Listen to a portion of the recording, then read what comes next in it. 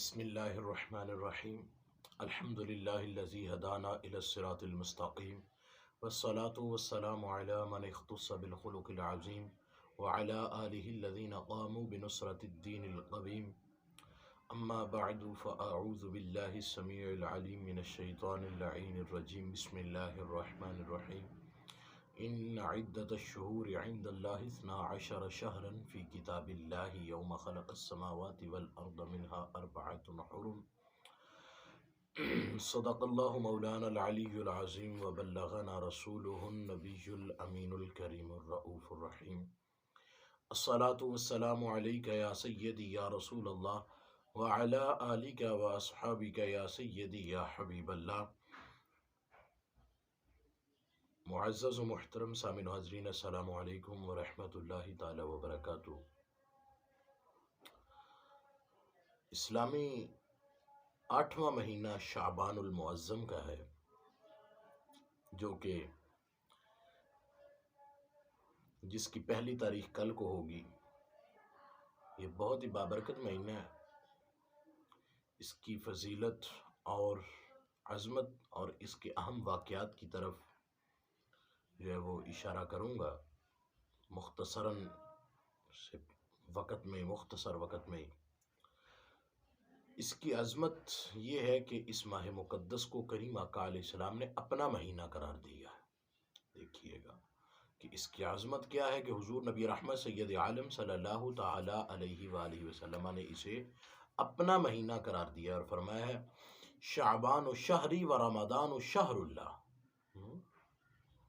اللہ اکبر، کس قدر عظمت والا یہ مہینہ ہے کہ حضور علیہ السلام اس کو اپنا مہینہ قرار دے رہے ہیں۔ تو اور ایک حدیث شریف میں یہ بھی لفظ ملتے ہیں حضرت سیدنا شیخ محقق علی الاطلاق شیخ عبدالحق محدث دہلوی رحمۃ اللہ تعالی علیہ، آپ کی کتاب ما ثبت من السنہ، آپ اس میں بیان فرماتے ہیں کہ حدیث شریف میں ہے، امام رافعی کے حوالہ سے انہوں نے نقل فرمایا، رافعی کے حوالہ سے، کہ حدیث شریف میں ہے کہ شعبان کو شعبان اس لیے کہا جاتا ہے کہ اس میں روزہ دار کے لیے خیر تقسیم ہوتی ہے۔ اللہ اکبر، اللہ اکبر۔ اور اس ماہ مقدس کی عظمت یہ ہے کہ شعبان معظم کی فضیلت میں کریم آقا علیہ السلام نے یہاں تک ارشاد فرمایا تھا، امام بہقی نے شعب الایمان میں اس کو نقل فرمایا ہے، ما ثبت من السنہ میں شیخ محقق علی الاطلاق شیخ عبدالحق محدث دہلوی رحمۃ اللہ تعالی علیہ نے نقل فرمایا کہ کریم آقا علیہ السلام نے فرمایا شعبان و بین رجب و شہر رمضان، شعبان رجب اور ماہ رمضان کے درمیان ایک ایسا مہینہ ہے کہ یغفل الناس عنہ، لوگ اس کی عظمت سے غافل ہیں، لوگ اس کی شان سے غافل ہیں۔ اللہ اکبر۔ یرفع فیہ اعمال العباد، اس مہینہ میں لوگوں کے اعمال اللہ کی بارگاہ میں جو ہے نا وہ لوگوں کے اعمال اٹھائے جاتے ہیں۔ تو فرمایا فاحب الا یرفع عملی الا وانا صائم۔ کیا بات ہے، سبحان اللہ۔ حضور فرماتے ہیں کہ مجھے یہ محبوب ہے، مجھے یہ پسند ہے کہ جب میرا عمل اٹھایا جائے اللہ کی بارگاہ میں پیش کرنے کے لیے، فرشتے میرا عمل پیش کریں، تو میں یا تو روزے کی حالت میں ہوں، اور ایک روایت میں یہ لفظ بھی ہیں، یا رات کو قیام کی حالت میں ہوں گا۔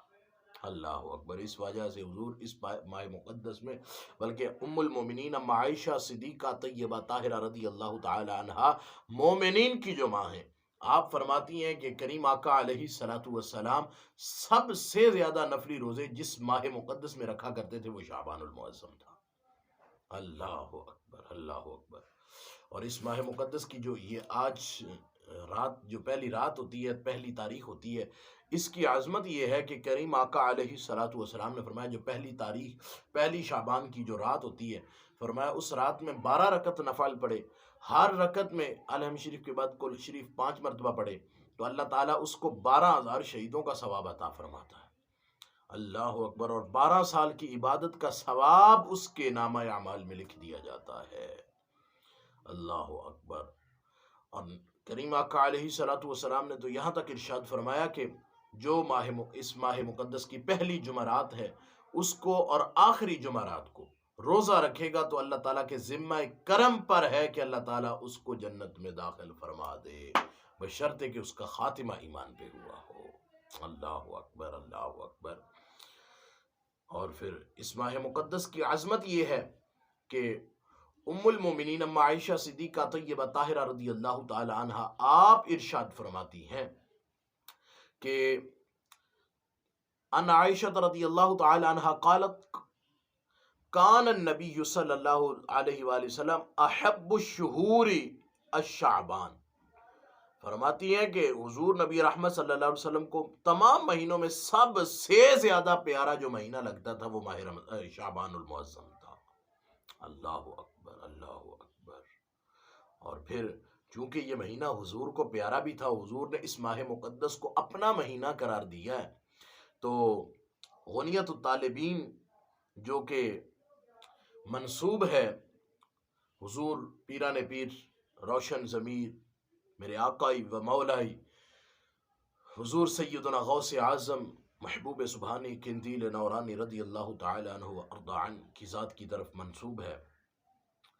آپ اگر ان کی طرف یہ منسوب ہے تو اگر تو آپ نے لکھی ہے تو فابیہا، نہیں تو اسی غنیت الطالبین میں یہ لفظ موجود ہے کہ اس ماہ مقدس میں یعنی شعبان المعظم میں جو کثرت سے کریم آقا علیہ الصلوۃ والسلام کی بارگاہ اقدس میں درود و سلام کا نذرانہ پیش کرتا ہے تو اس کو کریم آقا علیہ الصلوۃ والسلام پہ درود و سلام پڑھنے کی برکت سے اللہ تعالی اپنا قرب بھی عطا فرما دیتا ہے۔ کیا بات ہے، سبحان اللہ، بڑی عظمت والی یہ ماہ مقدس بڑا عظمت والا ہے۔ اور اس کے مشہور واقعات کی طرف اگر میں اشارہ کروں تو اس ماہ مقدس کی 5 تاریخ کو سیدنا امام الشہداء امام علی مقام شہزادہ گلگوکبا راکب دوش مصطفیٰ حضرت سیدنا امام حسین رضی اللہ تعالی عنہ سید الشہداء آپ کی ولادت مبارکہ ہوتی ہے۔ اور ایک روایت میں 4 کے لفظ، مختلف چونکہ اقوال ہیں 4 کا بھی ملتا ہے، لیکن جو میرے پاس موجود ہے وہ 5 کا ہے۔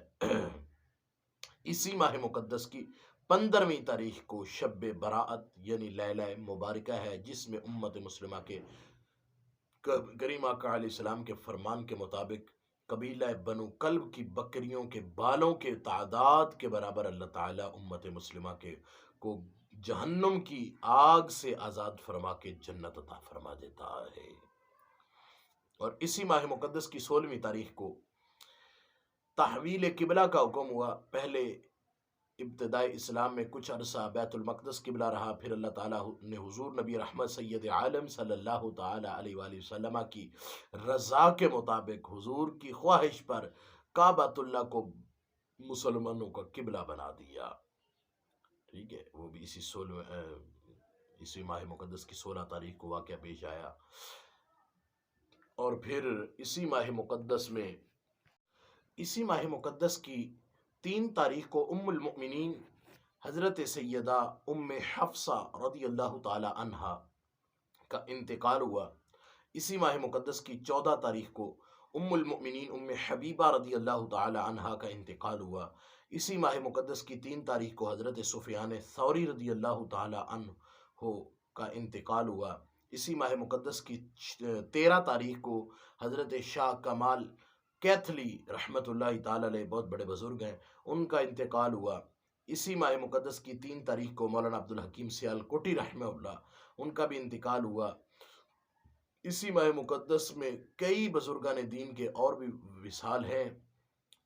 تو یہ ماہ مقدس وہ عظیم مہینہ ہے کہ اس ماہ مقدس میں کریم آقا علیہ الصلوۃ والسلام نے اس ماہ مقدس میں کثرت سے اللہ کی عبادت کی، اور اس ماہ مقدس میں جو ہے نا وہ بلکہ ام المومنین عائشہ صدیقہ طیبہ طاہرہ رضی اللہ تعالی عنہا فرماتی ہیں کہ حضور علیہ السلام اس قدر روزے رکھتے تھے کہ حضور علیہ السلام شعبان کے روزوں کو رمضان کے ساتھ ملا دیتے تھے، یعنی کہ 2 مہینے لگاتار حضور روزے ہی رکھا کرتے تھے۔ تو ہو سکے جس قدر اس ماہ مقدس میں اللہ تعالیٰ کی عبادت کیجیے، اللہ تعالیٰ کی بارگاہ اقدس سے اپنے لیے خیر و برکت طلب کیجیے۔ اللہ تعالیٰ ہم سب پہ اپنا خاص کرم اور فضل فرمائے، کریم آقا علیہ الصلوۃ والسلام کی پکی اور سچی محبت عطا فرمائے، آمین۔ وما علیہ الا البلاغ المبین۔